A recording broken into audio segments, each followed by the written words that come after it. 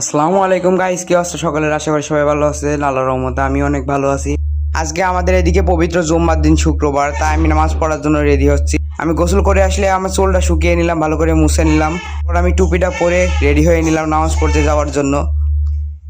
বাইরে গিয়ে দেখি অনেক রোদ, কারণ আজকে অনেক রোদ পড়তেছে। দুপুরের সময় জুম্মার নামাজ পড়তে যাচ্ছি।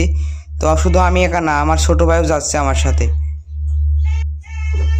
আপনারা দেখেন বাইরে কিন্তু অনেক রোদ। আর আমাদের মসজিদটাও বেশি একটা দূরে না, একটু গেলে আমাদের মসজিদ পাওয়া যায়।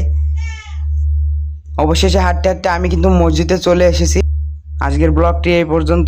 আমি মসজিদের ভিতরে নামাজ পড়তে যাই, আর আপনারা ফলো দিয়ে আমার পাশে থাকেন। সবাই ভালো থাকবেন, সুস্থ থাকবেন। আল্লাহ হাফেজ।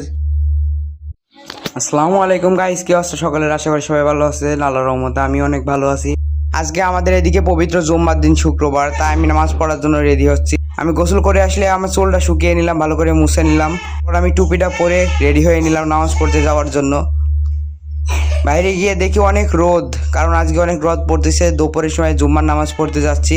তো শুধু আমি একা না, আমার ছোট ভাইও যাচ্ছে আমার সাথে। আপনারা দেখেন বাইরে কিন্তু অনেক রোদ।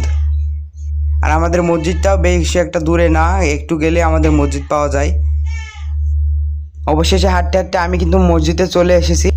আজকের ব্লগটি এই পর্যন্ত।